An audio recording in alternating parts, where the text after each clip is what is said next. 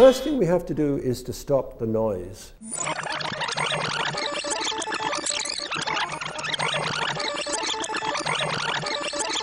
And actually start to listen. To enable you to hear the message that is coming, if you like, from your higher self or from your inner being.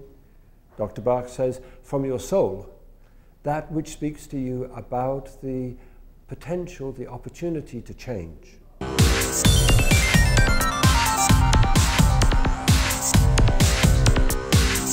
That youngsters engage in today is just to try and blot out the noise of being told things that they don't want to hear.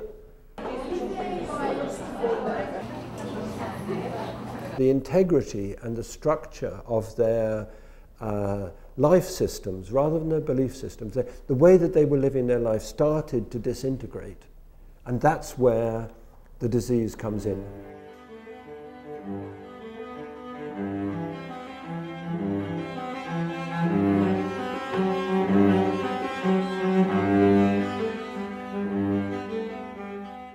Another thing that's very, very important to me is what we call in English integrity and a kind of an ethical basis for the way that we work.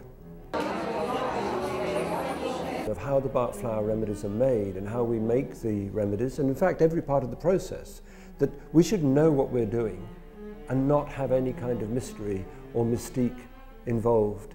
It's not good enough to say, well, I hope I did it, or I thought I did it. You must say, I know that I did it. Everything Dr. Bach wrote about is open source. That's the word we now use. He gave it freely. He made a discovery, he immediately publishes and tells everybody about it.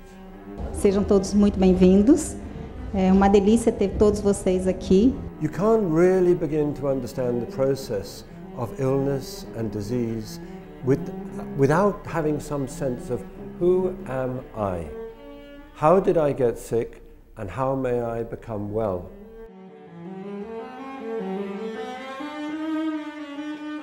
A gente está começando agora uma série de palestras com o Julian, e esse é um ano que foi bastante importante para healing. The method, if you like, of making flower essences comes from Dr. Bach. It's his discovery.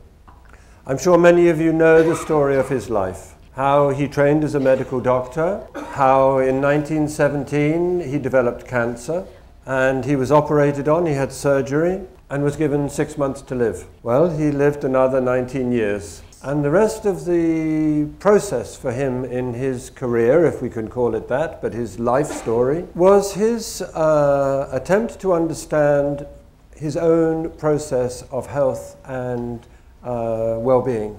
Probably everybody here drives a car. Traffic lights are a passive force field. I mean, the red light can't make you stop.